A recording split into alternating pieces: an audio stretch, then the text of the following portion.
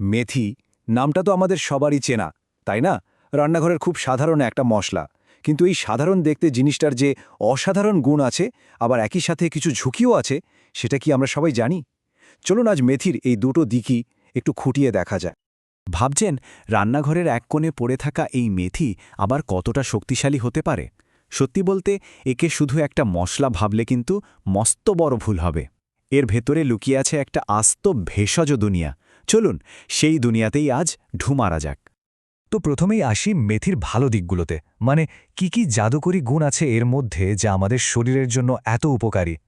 মেথির সবচেয়ে বড় গুণগুলোর একটা হলো এটা ব্লাড সুগার লেভেল কন্ট্রোল করতে দারুণভাবে সাহায্য করে। বিশেষ করে যাদের ডায়াবেটিস আছে বা হওয়ার ঝুঁকি আছে, তাদের জন্য তো এটা একটা অসাধারণ জিনিস। কিন্তু প্রশ্ন হলো, এটা কাজ করে কিভাবে? আচ্ছা, এর পেছনের সায়েন্সটা কিন্তু বেশ ইন্টারেস্টিং। মেথির মধ্যে গ্যালাক্টোমেনন নামে একটা স্পেশাল ফাইবার থাকে। এর কাজ হলো শরীরে চিনির শোষণটা একটু স্লো করে দেওয়া, আর সাথে সাথে ইনসুলিনের কাজ করার ক্ষমতাও বাড়িয়ে দেয়। ব্যাস, এভাবে ব্লাড সুগার লেভেলটা নিয়ন্ত্রণে চলে আসে। শুধু ব্লাড সুগারই না, কোলেস্টেরল কন্ট্রোলেও মেথি কিন্তু ওস্তাদ। এটা আমাদের শরীরের খারাপ কোলেস্টেরল মানে এলডিএলকে কমিয়ে দেয়, আর ভালো কোলেস্টেরল বা এইচডিএলকে বাড়িয়ে তোলে। ফলে হার্টের অসুখের ঝুঁকিও অনেকটাই কমে যায়। যারা ওজন কমাতে চান তাদের জন্য মেথি দারুণ কাজের। এটা দুইভাবে হেল্প করে।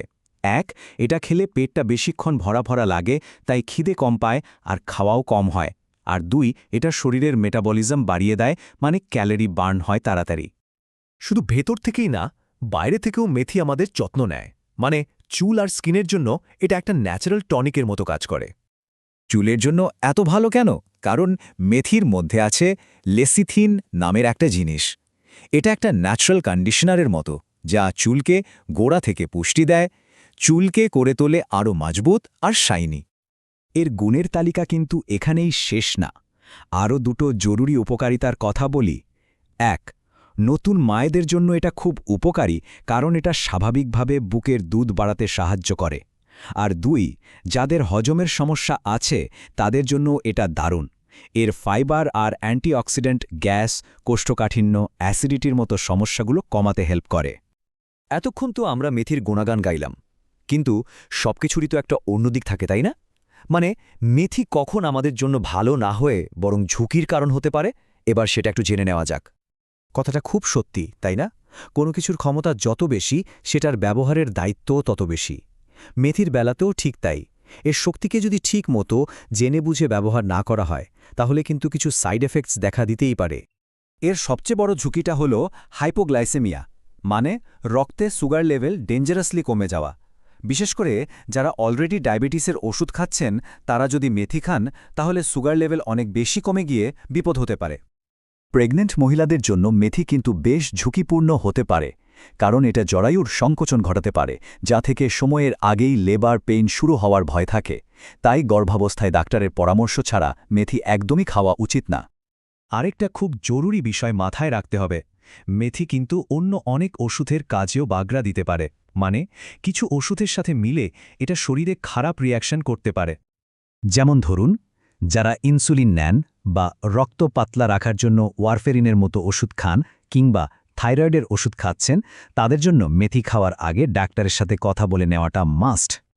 এছাড়াও আরও কিছু ছোটখাটো সাইড ইফেক্টসও আছে, যেমন বেশি পরিমাণে মেথি খেলে গ্যাস, ডায়রিয়ার মতো হজমের গণ্ডগোল হতে পারে।